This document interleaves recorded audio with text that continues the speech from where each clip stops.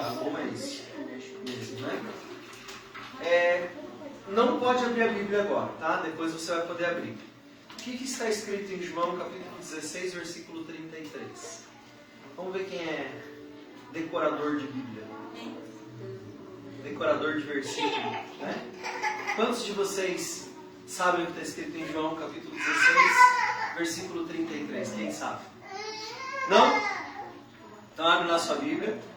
Vamos ver quem acha, né? No seu celular, no seu tablet, na sua Bíblia impressa, né? Só não vai dizer assim, abri aqui no meu coração, né? Talvez não.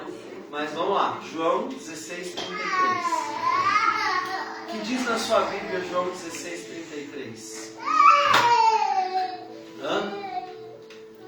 Veja lá, vou dar um tempinho. Pode ler que eu primeiro, pode ler, lê alto. Tenho-vos dito isso, para que em mim tenhais paz. No mundo tereis aflições, mas tende bom ânimo, eu venci o mundo. Amém?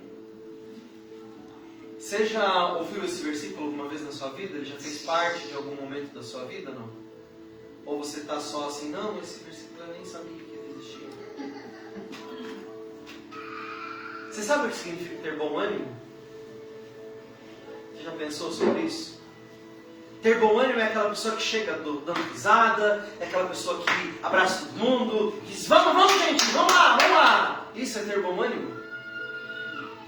O que é ter bom ânimo? Já se fez essa pergunta? E do ponto de vista bíblico, o que significa ter bom ânimo? Eu quero falar um pouquinho sobre isso nessa noite, porque na verdade, ter um bom ânimo, biblicamente falando, é algo imprescindível para nós. É algo que nós vamos precisar mesmo para a nossa vida e para a nossa caminhada aqui nessa terra. Ter bom ânimo, às vezes, tem sido um grande desafio para a maioria de nós. E ter bom ânimo, segundo o que a Bíblia ensina, é uma das coisas essenciais para a nossa vida cristã. Quando eu leio esse texto, muitas vezes eu fiquei pensando exatamente qual era o significado de ter bom ânimo. De eu dizer assim, olha, eu entendo exatamente o que isso significa e poder aplicar isso na minha vida. Porque, na verdade, muitas vezes na Bíblia aparece isso, né? Por exemplo, tem bom ânimo, eu irei contigo. Puxa, o que eu tenho que fazer? O que significa esse negócio de ter bom ânimo a ponto de Jesus dizer, eu vou ir com você? Eu quero que Jesus venha comigo, então eu preciso aprender o que é ter bom ânimo, né? E eu descobri, pesquisando, que ter bom ânimo significa ter uma boa disposição mental. Uma disposição mental correta. Acreditando com todas as minhas forças que vai dar certo. Então, ou seja, ter bom ânimo significa acreditar que vai dar certo. Ter bom ânimo significa ter uma disposição mental a não ficar preso no problema, mas em sim entender que apesar de eu estar no meio de um problema, haverá uma solução, haverá uma saída, haverá um escape. Ter bom ânimo significa manter as áreas frágeis da minha vida em vigilância e reconhecer que aquilo não estava como está, mas que eu posso transformar em algo melhor. Então isso também é ter bom ânimo. Ter bom ânimo é olhar para algo que eu ainda não alcancei e alimentar dentro da minha mente, dentro do meu coração, dentro da minha fé, que aquilo pode ser e eu tenho condição de fazer aquilo ser melhor. Você consegue entender melhor o que é ter bom ânimo? Ter bom ânimo, então, significa ter uma disposição de que vai melhorar. Ter bom ânimo significa ter uma disposição de que há algo que pode ser melhor do que está.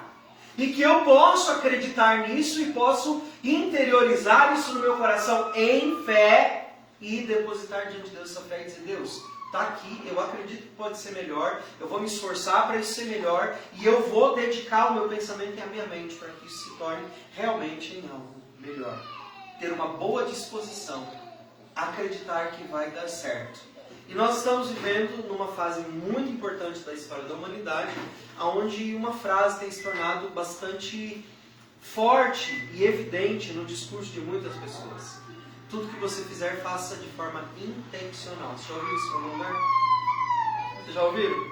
Seja intencional no que você vai fazer. Está errado? Não, não está. Mas eu queria utilizar isso agora para nós começarmos a olhar para dentro de nós e percebermos qual realmente é o significado de ser intencional em relação ao que eu acabei de dizer de ter bom ânimo. Por exemplo, eu não estou conseguindo ter uma vida de oração do jeito que eu gostaria de ter. Então eu preciso ser intencional nisso. O que eu estou querendo dizer? Eu tenho que gerar dentro de mim uma atitude mental e espiritual na fé de que eu vou precisar remover algumas prioridades que agora estão vigentes na minha vida e vou ter que substituir isso pela prática da oração. Ou seja, na prática, eu preciso escolher um horário do meu dia onde eu vou orar. E eu preciso fazer isso acontecer. Então eu tenho uma intenção. E essa intenção se torna prática. Tem bom ânimo. Eu estou colocando todo o meu ser focado naquilo e eu vou fazer aquilo. Quer ver uma coisa que a gente faz assim, com muita intenção? É quando a gente se dispõe a fazer exercício físico. Eu já ouvi muita gente dizendo assim, eu vou nem que seja na força do ódio. Por quê? Eu quero ter um corpo ideal, porque eu quero ficar bonitão, bonitona para o verão, porque eu quero diminuir o número das minhas calças, eu quero ficar melhor. Então eu vou intencionalmente. E tem pessoas que são tão determinadas nisso que fazem o quê? Vão mesmo, na força do ódio. Né? Eu conheço gente que vai 5h30 da manhã para a academia. Isso é muito ódio. Né? Vai, mas faz. Por quê? Porque tem um objetivo. Tem algo gritando dentro do coração. Eu acho que nós temos que desenvolver dentro de nós, em relação às práticas espirituais, esse mesmo desejo. Essa coisa forte, determinada, de eu vou fazer, e uma disposição mental ajustada a isso para você executar. Mas veja que coisa interessante. Lá em Gênesis acontece uma história, Gênesis 4:4, bastante interessante. Quem de vocês sabe que história é essa interessante que está lá em Gênesis capítulo 4? Vocês sabem que história é essa? Pode abrir sua Bíblia aí. Gênesis capítulo 4, versículo 4. Veja lá que história está relatando a Bíblia em Gênesis capítulo 4. Gênesis capítulo 4, versículo 4. É a história de quem?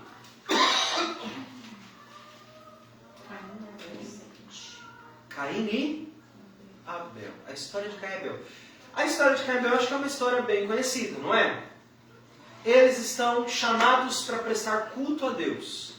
Então é uma história de uma briga sobre culto. Forma de cultuar. Né? Então chega lá o Caim e o Abel e eles vão cultuar a Deus. Um traz uma oferta, outro traz outro tipo de oferta. Eles ofertam a Deus e diz que Deus gostou da oferta de Caim e não gostou da oferta de Abel. É isso? É isso ou não é isso? Não. A Bíblia diz que eles apresentam a oferta. E tem uma chave nesse texto. Porque ele diz assim, e Deus não se agradou de Caim e de sua oferta. O principal problema não é a oferta. O principal problema é o Caim. É o como o Caim chega diante de Deus para apresentar a sua oferta. Mas Deus se agradou de Abel e de sua oferta. Se a sua tradução está um pouco diferente, as traduções originais dizem exatamente isso. E agradou-se o Eterno de Abel e de sua oferta, mas não agradou-se o Senhor de Caim e de sua oferta. Aí eu, muito curioso que sou, né? Vou pesquisar por que a Bíblia está dizendo isso. O que está acontecendo com ele aqui? Por que Deus não gosta nem dele, nem da oferta dele? Isso se revela na atitude dele em relação ao seu irmão.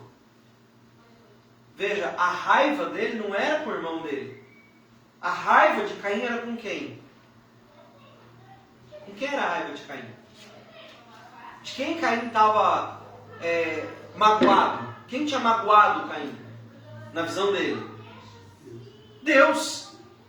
Ele estava chateado com Deus. E ele descontou em quem? Em quem que ele descontou, gente? Olhe para quem está do seu lado e diga assim: eu preciso te dizer uma verdade que o pastor está mandando eu dizer.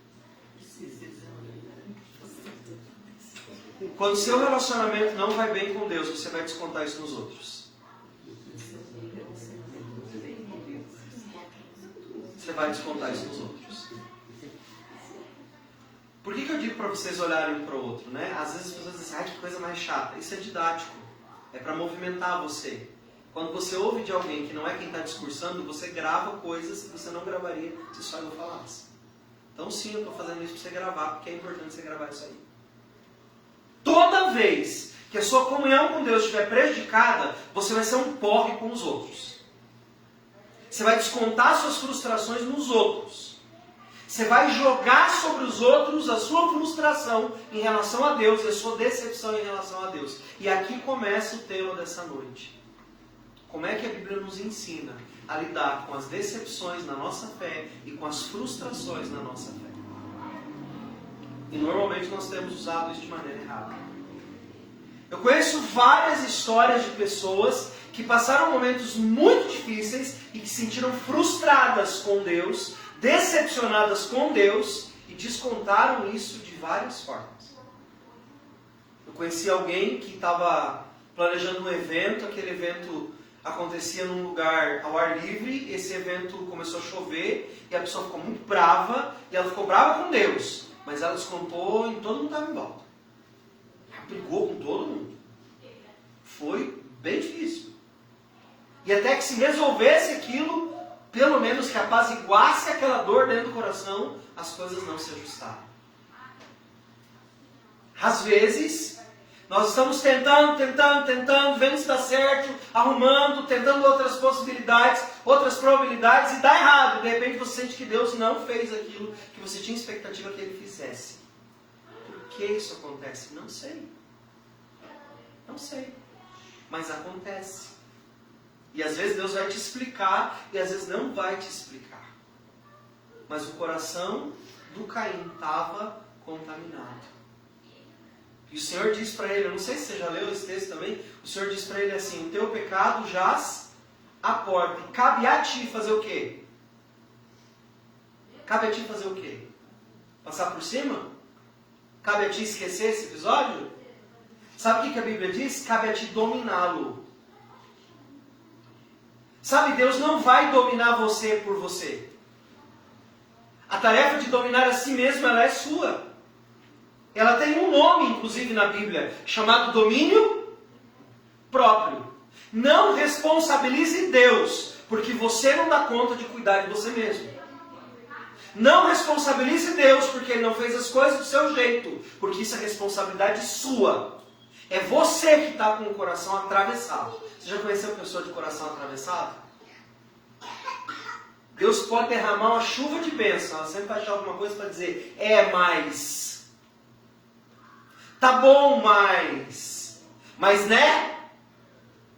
Sempre tem algo que não está do jeito que ela quer. E ela não se sente satisfeita com aquilo do jeito que Deus fez. Assim são os Caíns na vida. Eles sempre estão apresentando suas queixas a respeito das circunstâncias, culpando os outros e Deus pelo seu sentimento de frustração e também de decepção. A Bíblia diz que ele irou-se muito e ficou de cara feia. Com quem? Com Deus. A Bíblia usa até uma expressão interessante, né? E descaiu-lhe o semblante. Eu acho essa expressão tão engraçada, né? Eu imagino uma cara escorrendo para baixo. Né? Descaiu-lhe o semblante. O rosto murchou. Deu ruim. E não escondeu. A cara dele dizia como ele estava se sentindo por dentro. Descaiu-lhe o semblante. E a Bíblia diz que tinha algo muito errado com isso. Dentro do coração dele tinham expectativas muito erradas. Veja, a própria história nos mostra uma possível explicação do porquê Deus olhou para ele e disse, cara, tem alguma coisa dentro de você que não está boa, e assim, eu não posso aceitar nem você, nem o sacrifício que você está fazendo. Ele fica com raiva de quem? A gente entende que é de Deus, mas ele desconta em quem? no irmão. Eu vou ferir alguém que o Senhor ama. Para o Senhor ver o quanto é bom. Para o Senhor ver como o Senhor está sendo injusto comigo. E muitos de nós agimos de formas muito semelhantes. Ficamos decepcionados. Porque Deus não fez aquilo que nós esperávamos. Ficamos frustrados porque as coisas não saíram do jeito que nós queríamos que elas saíssem. E alimentamos dentro de nós uma coisa errada, uma coisa atravessada. E Deus diz, você precisa acertar as coisas dentro de você. Porque se você não acertar as coisas dentro de você, o pecado vai bater na tua porta e vai dar ruim. Veja, se Caim tivesse tido humildade e dito, Deus, o Senhor não se agradou do que eu trouxe? E Deus dissesse para ele, olha, não me agradei do que você trouxe. Senhor, por que o Senhor não se agradou do que eu trouxe? O que eu estou fazendo que não está agradando o Senhor, me ajude. Eu não estou enxergando isso que está dentro de mim. Me mostre o que está dentro de mim. E na verdade, o que nos dá indício é de que Caim queria ser melhor do que o seu irmão. Havia uma competição no coração de Caim em relação a ser melhor do que o outro. Existia uma expectativa errada no coração de Caim de que Deus o honraria, sabendo de sua motivação errada. E gente, se tem uma coisa que Deus não faz, é tratar o culpado por inocente. Se tem alguma coisa errada, Deus vai lá e vai dizer, filho, filha, tem uma coisa errada aí com você. Acerta.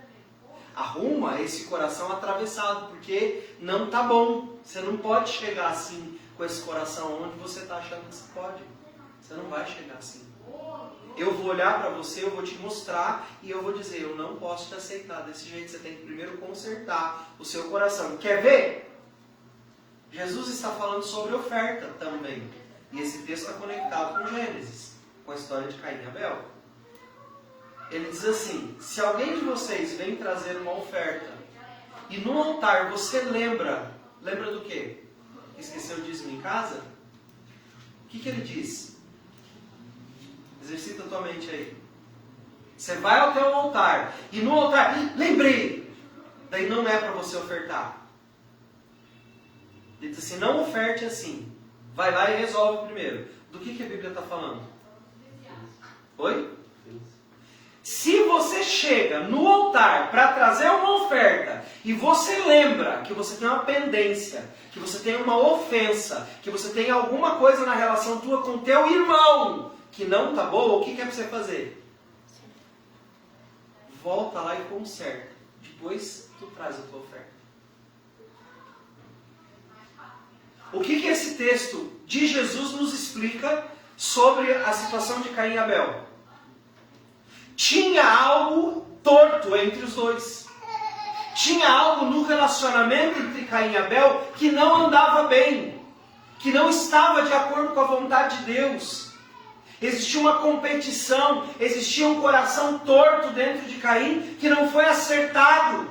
Por isso, ele não recebeu aquilo que ele gostaria de receber de Deus. Sabe? Enquanto a gente não conserta, enquanto a gente não muda, mas não é consertar de ir lá e dizer assim, ó, Patrícia, você me fez um troço lá que me magoou, mas eu te perdoo, viu, irmã? Isso aí não é pedido de perdão não, gente. Isso é reconhecimento da culpa do outro. Você está indo lá para reconhecer que o outro errou.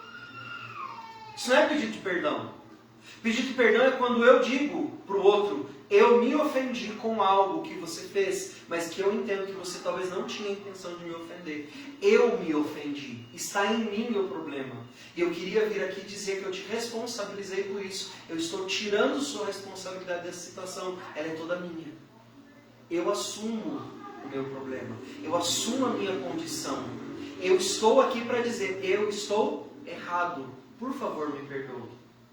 Eu senti algo, eu fiz algo, eu imaginei algo a seu respeito. E na verdade isso foi todo dentro de mim. Então eu assumo essa responsabilidade. E aí eu libero o outro e me libero também. Aí se o outro me responder mal, bem, isso é um problema dele com Deus, né? Não seu com Deus. Você libera ele, libera ela e deixa ele viver a sua vida. Mas dentro do seu coração você tem que ter bom ânimo. Você tem que ter as coisas alinhadas. Você tem que ter bons pensamentos. Você tem que ter um bom caminho para você trilhar. Uma boa estrada para você caminhar. E é isso que tem acontecido muito entre nós, irmãos. Satanás quer nos enfraquecer e nos deixar menos tolerantes e cada vez menos resilientes e cada vez menos resistentes. Quantos de vocês acham que nós estamos vivendo um tempo onde a choradeira é descontrolada? Quantos de vocês acham isso? As pessoas não aguentam mais nada, não é mesmo?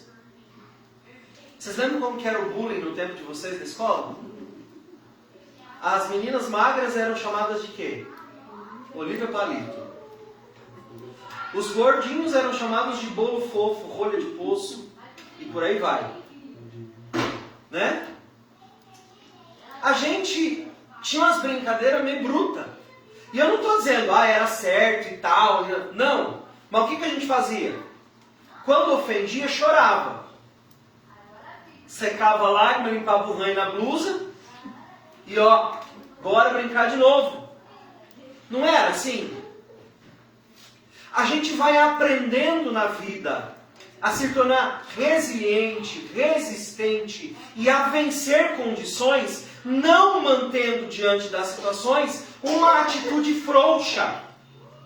Sabe o que a Bíblia diz? Se te mostras fraco no dia da tua angústia, é porque tua força é pequena. Ou seja, se tu é mole diante das situações que tu tem que enfrentar, é porque você realmente é fracote demais mesmo. Tem que fortalecer a vida. Não dá para ser assim. Não é assim que é para ser. Você precisa se fortalecer. Mas a corrente vigente do nosso tempo diz que as pessoas podem ficar angustiadas por 15 semanas porque você disse não quando ela tinha a expectativa de você dizer sim. E nem fala para você, só fica magoado no seu próprio canto, culpando você de todas as desgraças do mundo, inclusive da fome no mundo, porque é culpa sua, porque você é rico, né? Não é? Não dá. Não tem condições. Não é esse tipo de pessoas que Deus quer gerar. Deus quer gerar pessoas resistentes, fortes, que resolvam as coisas e sigam adiante. Que quando se sentem ofendidas tenham maturidade para resolver as ofensas. E não para simplesmente se recolherem e ficarem na sua insignificância. Você tem que dominar isso. E não são os outros que têm que fazer isso. Se você ficar desse jeito, você vai acabar fazendo besteira. Você está alimentando sua frustração. Você está alimentando sua decepção. E Satanás está sempre preparando a arma da decepção e da frustração para usar contra você no pior nível de crueldade que existe, que é voltar o seu coração contra Deus. Satanás quer voltar o seu coração contra Deus. Olhe para quem está do seu lado e diga assim: Satanás quer que você se sinta tão decepcionado a ponto do seu coração se voltar contra Deus. Sabe, te frustrar, te decepcionar a ponto de você se voltar contra Deus. De você não querer saber mais de Deus. De você não querer saber mais de vir à igreja. De você não querer saber mais de ler a Bíblia. De você não querer saber mais de orar. De você não querer saber mais de ouvir louvores. Ele quer frustrar você a ponto de tirar de você a capacidade de você servir e adorar a Deus. Qual foi a primeira coisa que ele tirou de Jó? A sua capacidade de adorar. De cultuar a Deus. Jó perde primeiro seus rebanhos. Qual que era a forma de adorar na época de Jó? Oferecendo animais do seu rebanho. Então a primeira coisa que ele tira de Jó é a sua capacidade, a sua condição de adorador. A frustração e a decepção são armas que Satanás tem usado contra a igreja para tirar da igreja a sua capacidade de orar e de adorar e de buscar a Deus no meio da dificuldade. Quantos de vocês esperam um dia estar num novo céu e numa nova terra? Amém? Como que vai ser adorar lá? Maravilhoso, não vai? A Bíblia diz, até tem músicas de adoração dizendo, lá não tem mais dor, lá não tem mais sofrimento, lá não tem mais choro, vai ser só alegria. Oh, aleluia, é isso que eu quero. Amém? Só que essa oportunidade você vai ter na eternidade. Aqui, meu querido, é diferente. Aqui você tem a oportunidade de fazer uma coisa que você jamais terá a oportunidade em qualquer outro lugar. Porque aqui você vai aprender a glorificar a Deus no meio da dificuldade, agradecer a Deus no meio da dor, aprender a ser grato no meio da ingratidão, aprender a ser fiel no meio da infidelidade, aprender a ser alguém firme no meio de gente mole. É aqui que nós temos a oportunidade de oferecer isso a Deus. Porque na eternidade não tem mais isso. Então é um privilégio oferecer algo a Deus tão especial, que só será vivido aqui. Mas para isso nós temos que começar a mudar a nossa forma de pensar. O pastor tem falado muito de mudar a maneira de pensar. Tenho, porque Paulo deixa bem claro isso. Transformem a maneira de vocês pensarem através da fé de vocês. Transformem a mente de vocês através da fé que vocês professam, do que vocês dizem acreditar. Transformem a realidade à volta de vocês através da vivência da fé de vocês. Lembre-se que você, apesar de não saber muitas coisas, apesar de você ser frágil, apesar de você decepcionar e também ser decepcionado. Quantos de vocês já decepcionaram alguém na vida? Quantos de vocês já foram o decepcionador ou a decepcionadora? Eu já experimentei os dois lados, pelo menos umas 20 milhões de vezes na minha vida. Já decepcionei e já fui decepcionado. E eu entendo que essa questão de ser decepcionado, de ser frustrado, é algo que Deus me permitiu passar para que eu amadurecesse e me tornasse alguém melhor. Olhar, enxergar e cuidar do meu coração. E não simplesmente sair chutando o pau da barraca, achando que agora tudo acabou e que não. Não é essa atitude que Deus espera de nós. Não é uma atitude de Caim que Deus espera de nós. Nós precisamos olhar para a vida cristã e para as frustrações e para as decepções e não nos tornarmos confusãozeiros. Uma pessoa frustrada e decepcionada gosta do encrenca. Não é? Você acha que eu estou errado? Olha para você agora. Quando você está frustrado, decepcionado, é capaz de, se você ver sua sombra, você chutar ela. Está fazendo o que atrás aí seguindo? Sai! Eu já não estou bom. Não é? O frustrado, decepcionado, caminham assim. O que o frustrado Caim fez? Só ficou bravo com Deus e xingou e disse: estou bravo também com o senhor não aceita nada do que eu faço? É isso ou não? Não, o que ele fez? Ele matou o irmão dele. E olha como ele fica mal criado. Pessoas frustradas e decepcionadas ficam mal criadas com os outros. Olha o que ele responde para Deus. Deus pergunta assim: ô Caim, onde é que está teu irmão? O que o Caim responde para Deus? Sei lá, não sou babá de marmanjo. Com quem que ele estava falando? Com o Luizinho da esquina? Com o coleguinha de classe? Com quem que Caim estava falando? Com Deus. Você já respondeu seus pais atravessados alguma vez?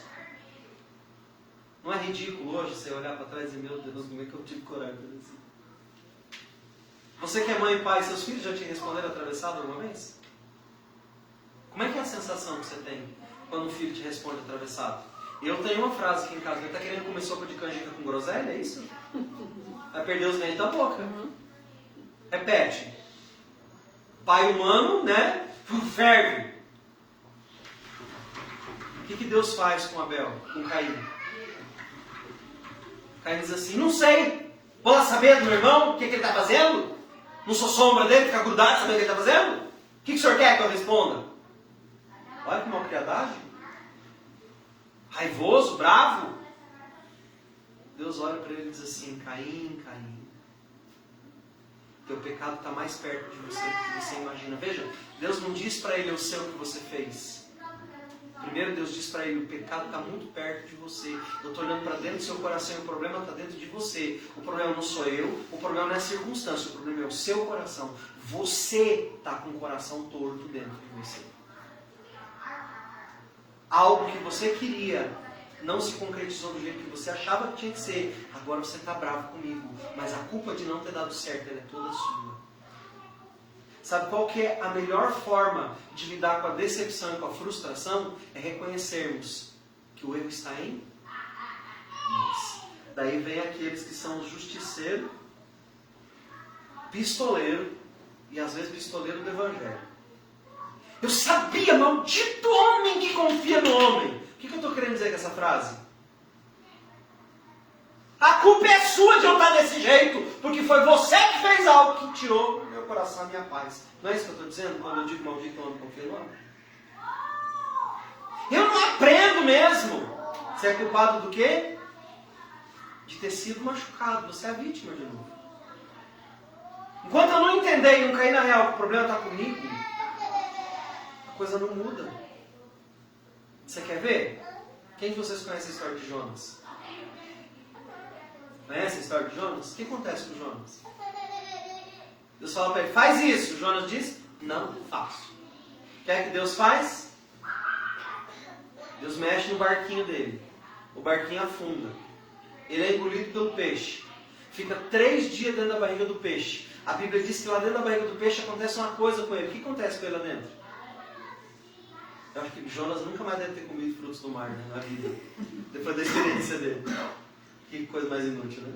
Aí o Jonas está lá dentro da barriga do peixe. Frustrado com Deus, decepcionado com Deus. O peixe está lá, né, digerindo o Jonas. Jonas faz o que? Ele se arrepende. A confissão do Jonas é, eu estou errado. A culpa é minha. Se eu estou aqui é por minha causa. Quando Jonas faz isso, o que Deus manda o peixe fazer? Pode devolver ele para a praia que ele está pronto agora. Aí devolve ele na praia e ele faz o que tem que fazer. O peixe vomita ele, né? Que entrada estilosa, né? E aí ele pode cumprir o seu chamado. E aí ele vai fazer o quê? Vai pregar arrependimento em Nínive. Olha que coisa interessante. Ele teve que se arrepender de sua atitude interior. Do seu coração atravessado e azedo. Que culpava e transferia a responsabilidade que ele sentia para os outros. Enquanto ele não fez isso, o que Deus fez com ele? Deixou ele na barriguinha do peixe. Sabe por que Deus pega pesado com você? Porque você e eu somos teimosos. Nós não nos arrependemos facilmente. Aí Deus precisa achar um peixe para nós, né? E talvez agora na sua mente aí tem vindo uns peixinhos aí. Tá, então essa situação aqui cuidado que o peixe vai te pegar. As situações estão aí para nos ajudar a entender que a decepção e a frustração, elas têm um objetivo claro, de nos levar ao arrependimento, de nos levar a uma condição de entendimento. E aí, o cara que era o homem da guerra, passa a ser o portador da mensagem de paz. A Bíblia diz que ele pregou e sabe o que aconteceu? O arrependimento foi tão grande que até os animais jejuaram em arrependimento dos seus donos. Nem animais comeram nem beberam durante aquele período. Tamanho era o arrependimento da mensagem que Jonas pregou em Nínive. É claro que depois ele fica frustrado de novo. Deus tem que fazer outra coisinha com ele, né? Ele está frustrado, está lá no sol, torrando a moleira. Aí Deus faz nascer uma plantinha. Ele diz, que bom, Deus está cuidando de mim. Aí ele se acomoda na plantinha e o coração continua torto. Deus vai lá e queima a plantinha dele. Ele fica bravo com Deus de novo. Aí ele se arrepende e volta e a história dele acaba melhor. A história de Jonas e a história de Caim nos mostram que a frustração e a decepção são frutos da nossa atitude interior errada diante de Deus. É quando nós culpamos ou projetamos em Deus ou nos outros a responsabilidade dos nossos sentimentos tortos e ruins. Quando, na verdade, Deus quer que a gente atinja um nível de maturidade que olhe para dentro e conserte os nossos próprios pensamentos. O profeta fica frustrado porque ele quer que aconteça o que ele diz e não o contrário do que ele disse. Mas profeta de verdade é aquele que não está nem um pouquinho preocupado com como a história vai acabar. Ele só quer cumprir aquilo que Deus disse para ele para cumprir. Jonas deveria ter esse coração e porque ele não teve, ele sofreu. Caim sofreu porque não teve esse coração também. Mas aí, calma, tem coisa importante aqui ainda. Deus pergunta para ele assim, em Gênesis 1:4, Deus pergunta para ele assim, por que andas irado? E aqui, a expressão seria, por que você se esquentou tanto e está tão inflamado? Você já viu aquele peixe baiacu? Quem de vocês já viu? O que acontece quando você tira o baiacu da água? Vocês já viram? Ele faz assim, fica uma bola, bem grandão. E ele tem uns 2 dentinhos assim, que fica muito engraçado. Que ele tá lá, uma bolha assim, com os 2 dentinhos de coelho para fora, paradinho assim. Né? É uma defesa dele, porque ele se sentiu vulnerável. Então aquele é o meio dele de matar o seu predador. Aqui o sentido é muito parecido. Você se estufou por quê, Caim? Você veio com o coração errado e ainda está se sentindo o dono da razão. Você anda irado por quê? A ira, quando encontra dentro de nós um lugar para habitar, ela nos transforma em pessoas injustas em relação a quem está à nossa volta. A Bíblia diz, a ira do homem não opera a justiça de Deus. E o Caim ficou irado. O que ele fez como resultado disso foi matar o seu irmão. Descaiu-lhe o semblante. A expressão aqui significa há uma perda de postura emocional significativa diante de uma realidade.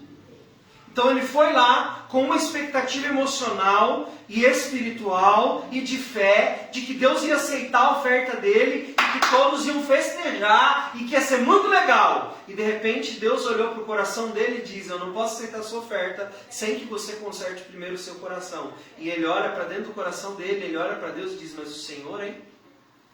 Olha, esperava muito que o Senhor aceitasse a minha oferta, mas o Senhor me decepcionou. Ele joga para Deus a responsabilidade do seu coração estar torto. A Bíblia também continua dizendo, se procederes bem, aqui quer dizer o seguinte, se você colocar em harmonia, se você colocar em segurança a sua atitude interior, eu vou poder te abençoar. Eu teria aceito a sua oferta. Mas o seu coração não está numa boa perspectiva. Então por isso que às vezes as pessoas dizem assim, mas eu fiz tudo certo e deu tudo errado. Será que a intenção do teu coração estava certa também? Porque Deus vai olhar primeiro para quê? E ele falou isso quando o povo de Israel escolheu para si um rei. Ele disse assim, porque o homem olha para a aparência, mas Deus olha para onde? Para a coroa? Para a linhagem familiar? Para o nível de instrução? O que a Bíblia diz que Deus olha? O homem olha para a aparência, mas o Senhor vê o coração. Ou seja, Deus sabia que no coração de Caim tinha uma coisa errada. Deus sabia que no coração de Jonas tinha uma coisa errada. Deus sabia que no coração de Saul tinha uma coisa errada. Deus sabe quando tem uma coisa errada no nosso coração. E sabe qual a nossa atitude normalmente quando tem uma coisa errada no nosso coração? É justificar a atitude errada, dizendo, o senhor tem que entender que eu tenho razão de estar como eu estou. Quantos de vocês já se sentiram nessa posição? Não, mas eu tenho razão para estar como eu estou. Você já se sentiu assim alguma vez na vida? Ou só eu, pecador aqui, no meio? Não, mas eu tenho razão para estar reagindo desse jeito. Né? Não é muito difícil isso acontecer. Deus olha e diz assim, não. Você não tem razão nenhuma. Você está com esse coração torto porque aí dentro tem coisa que você não resolveu bem. E você precisava ter resolvido isso, Caim. Você precisava ter resolvido isso, Jonas. Você precisava ter resolvido isso, Saul. Você precisava ter resolvido isso, Davi. Olha para dentro e resolve. Essa questão que está dentro de você. E aí diz assim, cabe a ti dominá-la. Pode ser entendido como a imagem de um líder que afasta a desordem e traz o controle sobre a circunstância. Deus estava dizendo para ele, você tinha que ter agido no seu coração, como dono do seu coração, e ter dito para ele para que lado que o teu coração tinha que inclinar. inclinar. E você inclinou seu coração para o lado errado. Por isso você matou o seu irmão. E é mais interessante isso ainda. Ele diz assim: o sangue do teu irmão clama a mim de onde? Desde a terra. Na Bíblia, sangue sempre vai se referir à vida. O sangue na Bíblia é a vida. O sangue é a vida derramada. E existe um versículo em Gênesis também que diz assim: maldito é o homem que mata o homem. E nos textos bíblicos hebraicos diz: maldito é o homem que mata o homem dentro dele. Ou seja, que se enfurece contra o outro e o faz passar vergonha pública. E o faz sentir uma vergonha diante dos outros que o humilha.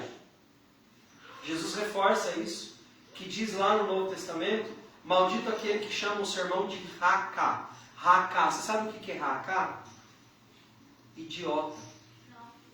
Maldito é aquele que chama o seu irmão diante dos outros de idiota. Então não pode usar a palavra idiota, é mais do que usar a palavra idiota. É fazer o outro se sentir idiota. É fazer o outro se sentir burro. É fazer o outro se sentir diminuído. É fazer o outro ser humilhado publicamente. É como o pecado de homicídio. E Deus olha para Caim e diz: eu sei o que você fez com o seu irmão. Porque a vida dele está clamando por mim. O que Deus está querendo dizer em relação a isso com Caim? Por causa da atitude errada, Caim, do seu coração, você feriu o teu irmão. E agora eu vou colocar essa responsabilidade sobre os seus ombros. E você vai ter que lidar com isso para toda a tua vida.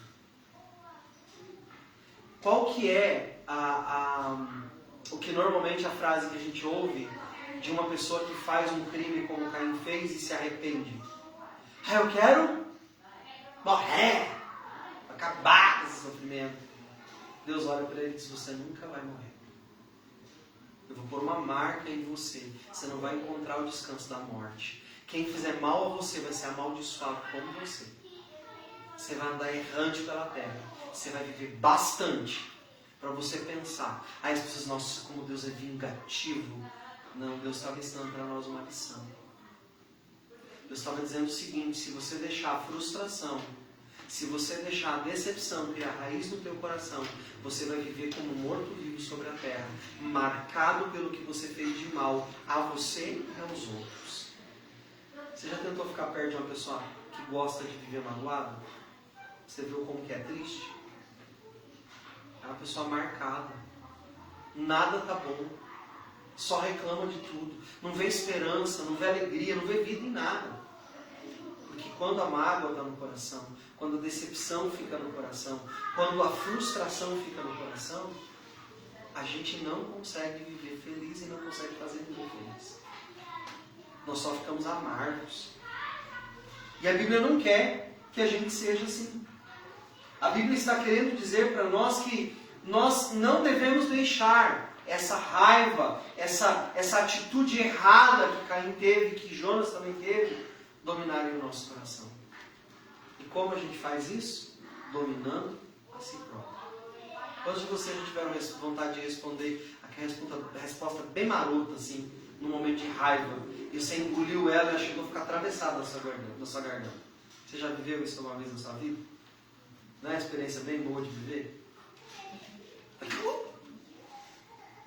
Fica aquilo atravessado aqui, você quase não soca para dentro de novo. Aí você diz: de tanto engolir as coisas, eu estou até ficando mal. Você já teve essa impressão? De tanto engolir sapo, estou ficando mal. Começa a falar agora. Já viu isso acontecer? O que eu não entendo é o seguinte: se você, que é dono daquilo, está engolindo e está te fazendo mal, que bem vai fazer quando você soltar para o outro? Você está fazendo mal para você, que bem vai fazer para o outro? Se o sapo na sua garganta faz mal, imagina na garganta do outro. Então isso demonstra que no fundo, as palavras que nós engolimos simbolizam a raiva que nós queremos despejar sobre o outro. E que mataria o outro e só nos fez mal porque não era uma boa coisa.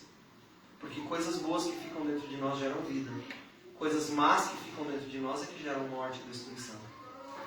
Então se aquilo que você está engolindo está te fazendo mal, é porque não era mesmo para você jogar sobre o outro. Porque aquilo vai te fazer mal. Mas quer dizer que o outro está certo? Não.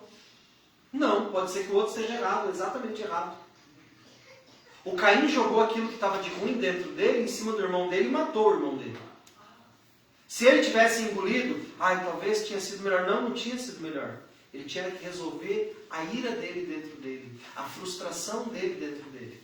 É isso que ele deveria ter feito. Ele deveria ter ido diante de Deus e de Deus, não estou me sentindo bem com essa situação.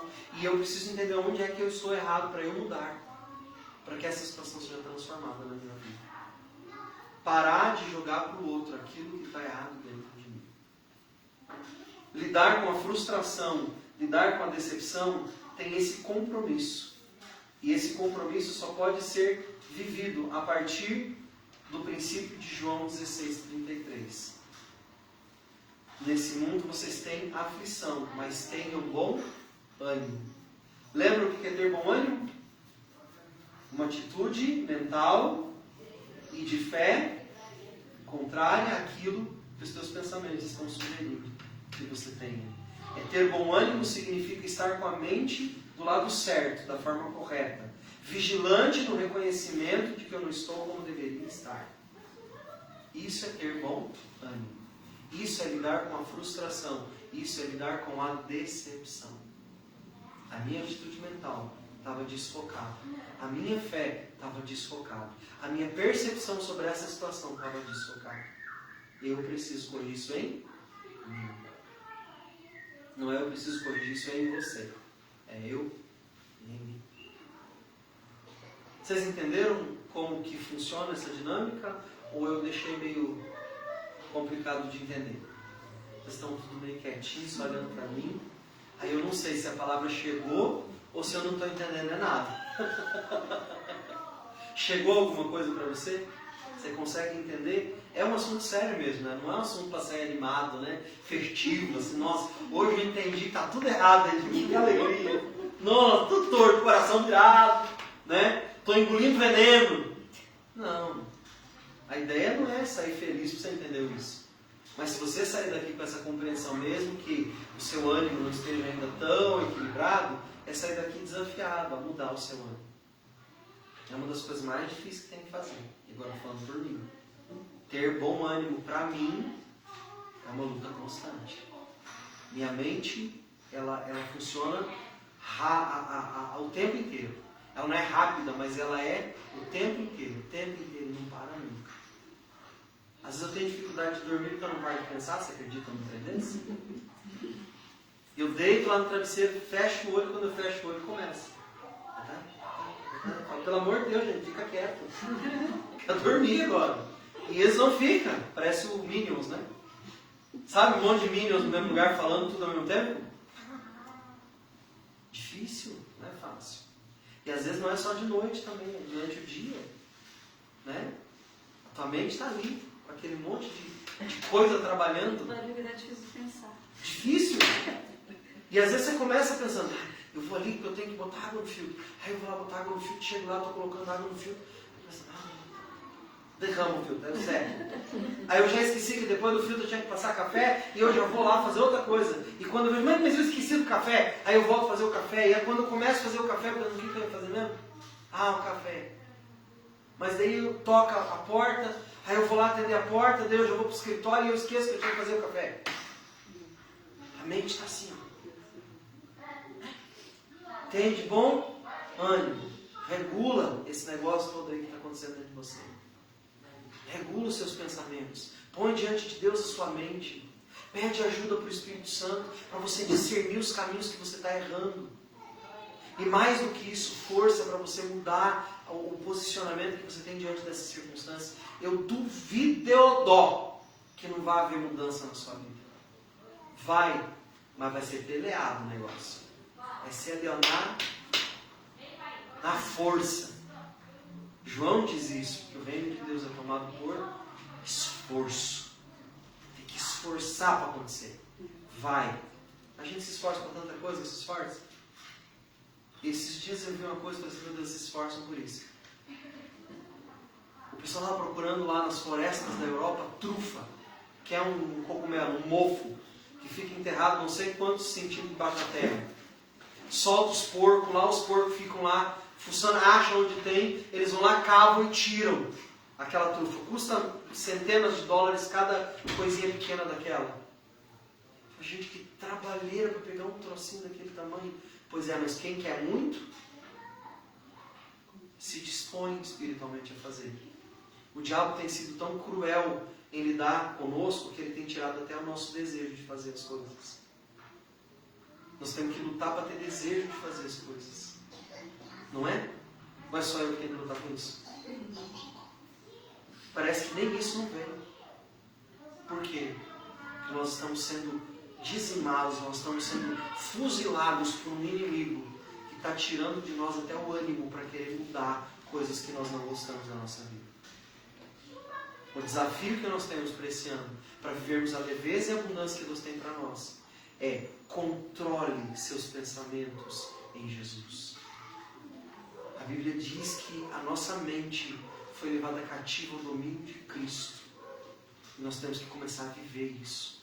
Precisamos começar a trazer isso para a existência. Como, pastor? Não só repetindo, mas trazendo isso para dentro como um desejo ardente do seu coração. Senhor, eu não quero pensar errado a respeito de ninguém, nem de mim mesmo.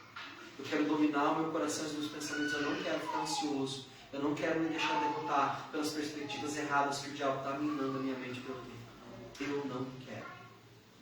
Eu vou ser diferente.